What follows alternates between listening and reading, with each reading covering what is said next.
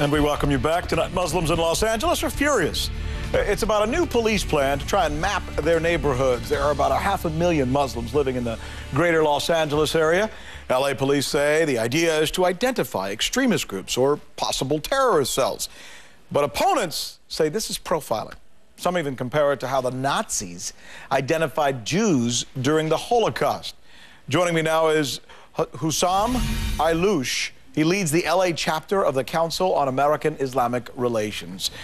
Yeah, I got to tell you, comparing this program to the Nazi Holocaust, that's a bit of a stretch, isn't it? Maybe it is. And then let me make sure we explain clearly that the American Muslim community stands in full partnership and full support of all efforts that will help law enforcement secure America and all Americans. There is no debate about this issue. The issue is not about that. The issue is about the false premise on which this project is based on, and that is the false premise that American Muslims are somehow more prone to committing acts of violence. Well, no, here's what they say. Here's what they say, to be fair, to help Muslims avoid the, quote, influence of those who would radicalize them.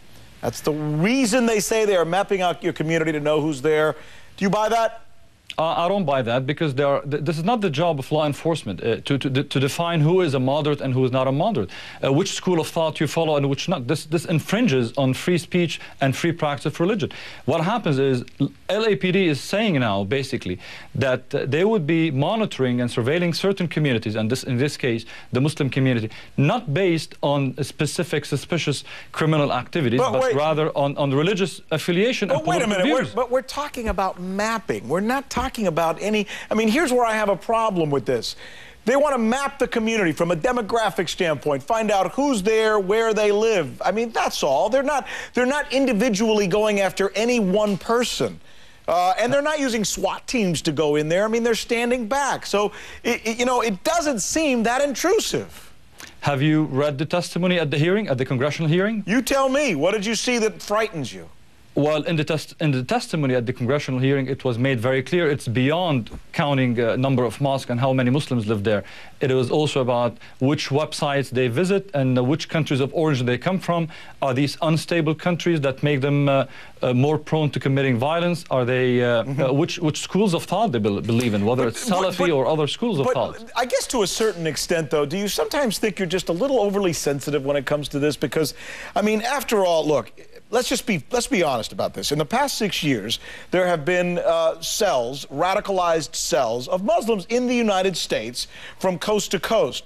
And the fear is that there could be something like that somewhere else.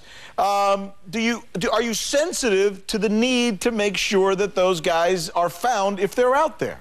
Well, if they're out there, we know from experience, just a couple of months ago, when there was an individual in the city of Irvine, in the greater Los Angeles area, who was engaged in speech about violence and talking about committing violence. The Muslim community did not hesitate twice. They immediately reported this individual to the local law enforcement and to the FBI.